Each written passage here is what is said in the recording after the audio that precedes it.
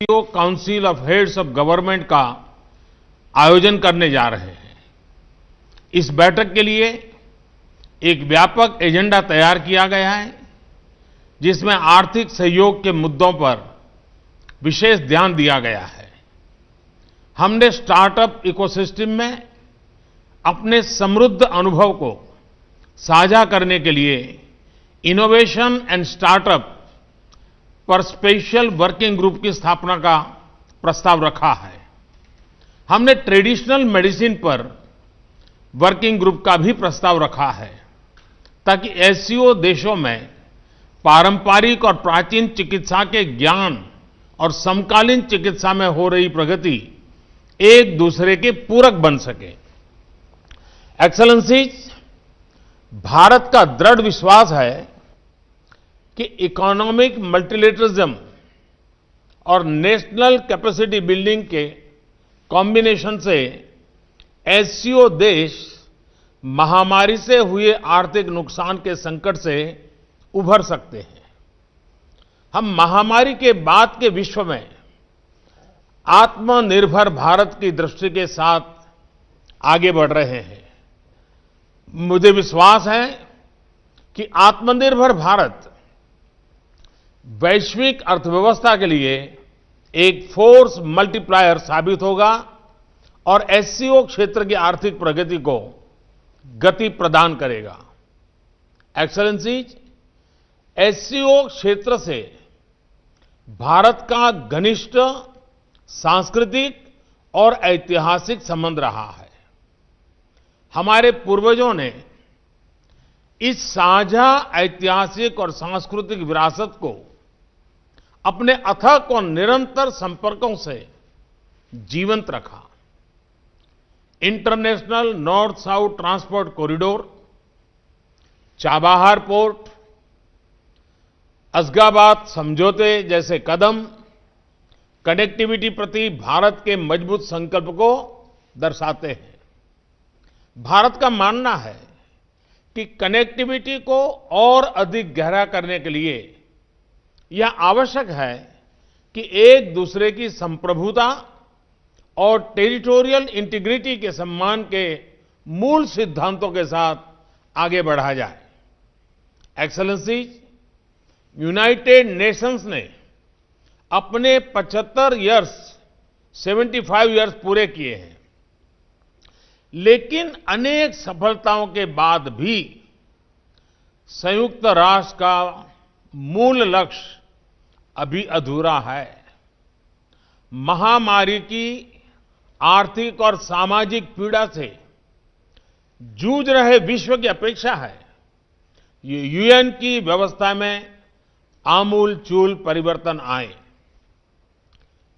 हमारे यहां शास्त्रों में कहा गया है, परिवर्तनमेव स्थिरमस्ति, परिवर्तन ही एकमात्र स्थिरता है। भारत 2021 से यूएन सिक्योरिटी काउंसिल में एक गैर स्थायी सदस्य के रूप में भाग लेगा। हमारा ध्यान वैश्विक शासन विधि में संभावित बदलाव लाने पर केंद्रित होगा। एक रिफॉर्म मल्टीलेटरलिज्म जो आज की वैश्विक वास्तविकताओं को दर्शाए, जो सभी स्टेक होल्डर्स की अपेक्षाओं, समकालीन चुनौतियां और मानव कल्याण जैसे विषयों पर चर्चा करें। इस प्रयास में हमें एससीओ सदस्य राष्ट्रों का पूर्ण समर्थन मिलने की अपेक्षा है। एक्सेलेंसीज, सर्वे भवन्तु सुखिनः, सर्वे सन्तु निरामया, सभी सुखी और सभी रोगमुक्त रहे, यह शांति मंत्र भारत के समस्त मानव कल्याण के प्रति आस्था का प्रतीक है।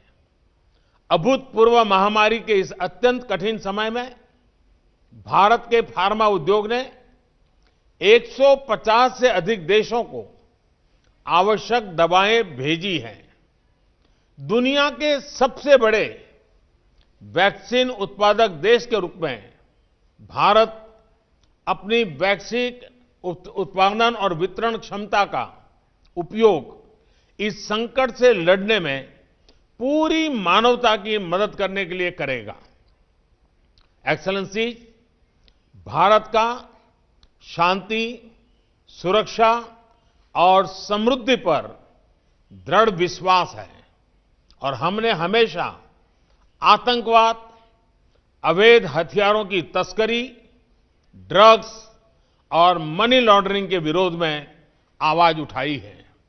भारत एससीओ चार्टर में निर्धारित सिद्धांतों के अनुसार एससीओ के तहत काम करने की अपनी प्रतिबद्धता में दृढ़ रहा है, परंतु यह दुर्भाग्यपूर्ण है कि एससीओ एजेंडा में बार बार अनावश्यक रूप से द्विपक्षीय मुद्दों को लाने के प्रयास हो रहे हैं, जो एससीओ चार्टर और शंघाई स्पिरिट का उल्लंघन करते हैं। इस तरह के प्रयास एससीओ को परिभाषित करने वाली सर्वसम्मति और सहयोग की भावना के विपरीत है। एक्सेलेंसी, मैं वर्ष 2021 में एससीओ की 20वीं वर्षगांठ पर एससीओ संस्कृति वर्ष मनाने के लिए पूर्ण समर्थन देता हूं। भारत का राष्ट्रीय संग्रहालय इस वर्ष हमारी साझा बौद्ध विरासत पर पहली एससीओ प्रदर्शनी आयोजित करने की प्रक्रिया में है। भारत की साहित्य अकादमी ने रूसी और चीनी भाषा में 10 भारतीय साहित्यिक कृतियों के अनुवाद का काम पूरा किया है और मुझे विश्वास है कि अगले वर्ष भारत महामारी मुक्त वातावरण में एससीओ फूड फेस्टिवल की मेजबानी करेगा। मुझे प्रसन्नता है कि समस्त एससीओ देशों के ऑफिशियल्स और डिप्लोमेट्स ने हाल में बीजिंग में एससीओ सचिवालय के सहयोग से आयोजित योग कार्यक्रम में बढ़ चढ़कर भाग लिया। एक्सेलेंसी, मैं एक बार फिर राष्ट्रपति पुतिन को उनके कुशल और सफल नेतृत्व के लिए बधाई देता हूं और इस बैठक के लिए उन्हें धन्यवाद देता हूं। मैं राष्ट्रपति इमामोली रहमान को अगले वर्ष के लिए एससीओ की अध्यक्षता करने के लिए बधाई और शुभकामनाएं देना चाहता हूं और ताजिकिस्तान के सफल अध्यक्षता के लिए भारत के पूर्ण सहयोग का आश्वासन भी देता हूं। बहुत बहुत धन्यवाद।